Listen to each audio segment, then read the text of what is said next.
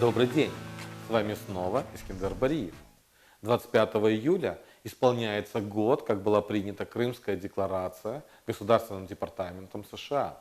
Какое имеет значение данная декларация? Что же ожидать? Что такое деоккупация Крыма с точки зрения сегодняшнего дня? Что необходимо делать для Крыма и для его возвращения? Кто нам может помочь? Каким способом и как привлекать к этой политике единомышленников? Об этом поговорим в 9-м выпуске блога Liberate Crimea. Своим вторжением в Украину в 2014 году и попыткой аннексии Крыма Россия стремилась подорвать основной международный принцип, разделяемый демократическими государствами. Ни одна страна не может силой изменить границы другой страны. Государства мира, включая Россию, согласовали этот принцип в уставе Организации Объединенных Наций, обязавшись воздерживаться от угрозы силой или ее применения против территориальной целостности или политической независимости любого государства. Этот фундаментальный принцип, который был подтвержден в Хельсинском заключительном акте, представляет собой одну из основ, на которых зиждется наша общая безопасность, говорится в декларации. Да, именно вторжением и незаконной аннексией Крыма Россия подрывает основной международный принцип, что ни одна страна не может силой изменить границы другой страны. Данный документ официально и публично провозглашает политику Вашингтона о непризнании вхождения полуострова в состав Российской Федерации.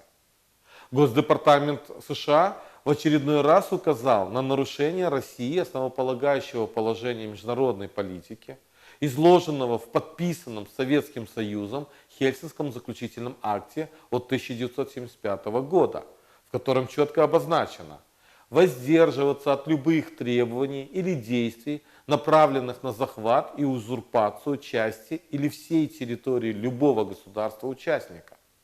Итак, вернемся к тексту декларации. В документе отмечается, что подобно тому, как поступили в случае с декларацией Уэллиса, США подтверждают свою политику отказа признать притязание Кремля на суверенитет над территорией, которая была захвачена силой в нарушении международного права. Напомню, декларация Уэллиса была подписана исполняющим обязанности госсекретаря США Самнером Уэллисом в июле 1940 года. В этом документе Вашингтон отказался признавать вхождение в состав СССР Латвии, Литвы и Эстонии. Хочу обратить внимание, что некоторые скептики, сравнивая Крымскую декларацию с декларацией Уэллиса, в первую очередь дают оценку временным срокам, то есть 50 лет, которые потребовались для деоккупации балтийских стран. Мы же считаем, что важность данного документа – это сама официальная политика США в непризнании аннексии Крыма. А временные сроки по достижению деоккупации прямо пропорциональны синергии активности Украины и ее гражданского общества, международных союзников и правозащитных организаций.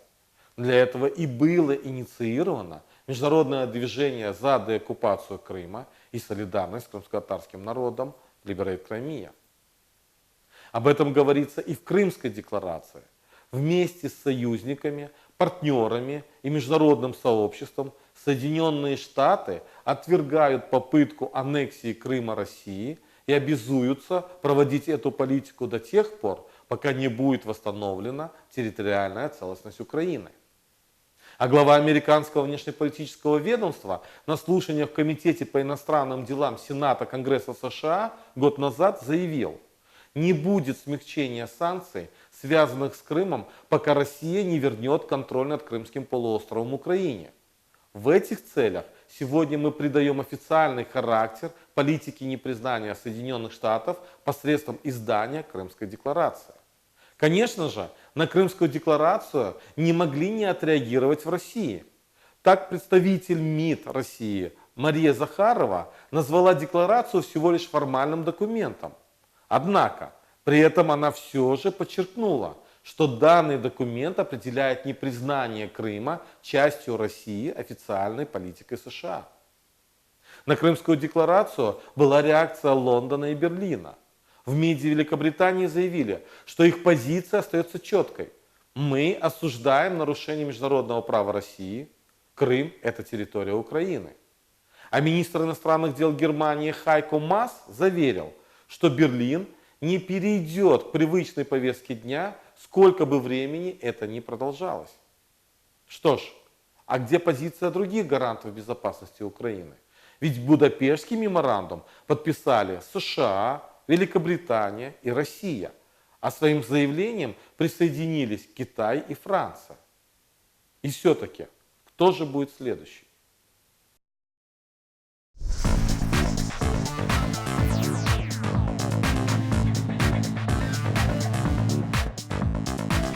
Мої вітання. Мене звати Євген Хлобостов. Що таке деокупація Криму з погляду сьогодення? Це, перш за все, визначення, що ми можемо зробити для Криму та для його повернення. Як це ми можемо зробити? Хто нам може допомагати і в який спосіб? Як залучити до цієї політики однодумців? Відповіді на ці питання дадуть нам основу нашого бачення перспектив Криму для України, тобто Криму як українського проєкту. Ми втратили Крим не в 2014 році, раніше, коли не створили і не зреалізували ефективної та послідовної політики України щодо її регіонів, які мають виняткову специфіку та унікальність. Так, ми не мали далекоглядної політики і щодо Закарпаття, Буковини, Буджаку, українське Задунав'я і Донбасу, і отримали напруження, системні виклики, конфлікти і навіть війну. Тепер ми маємо вирішувати всі проблеми поступово. Крим – складна проблема, яка не має простого і швидкого розв'язання. Але те, що там не було військових дій, немає незліченних запасів нелегальної зброї, тисяч гектарів мінних полів, це дає сподівання на можливість мирної інтеграції Криму в Україну. Але це вимагає і послідовних дій. Давайте зробимо такий стратегічний документ дорогою до деокупації, а по суті шлях до сталого розвитку цієї території.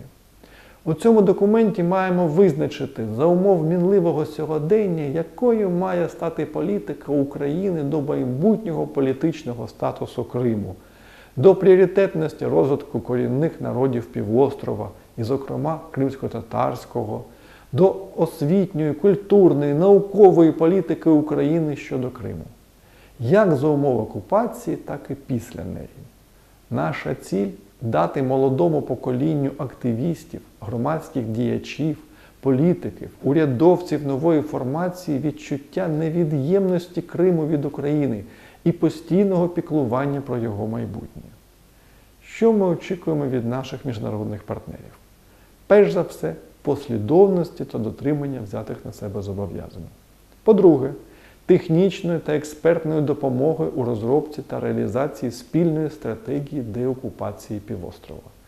По-третє, участь у міжнародному обговоренні проблеми Криму та його корінних народів та спільному пошуку політичного ландшафту майбутнього, який унеможливість силову зміну кордонів та анексію як політичне явище. Що ми очікуємо від нашого уряду? Надання Кримської стратегії національного статусу, створення експертної ради при президентові України з питань деокупації Криму та його сталого розвитку, державної ініціативи та замовлення на розробку плану конкретних заходів по поступовому наближенню до деокупації, надання корінним народам Криму можливості для всебічного навчання рідною мовою та сприяння у створенні фахових робочих місць саме для корінних народів Криму в Україні. Що ми очікуємо від українського суспільства, тобто самі від себе? Не забувати, не пробачати, не опускати руки, маленькими кроками і діями наближати повернення Криму до України. Єднаємось заради майбутнього.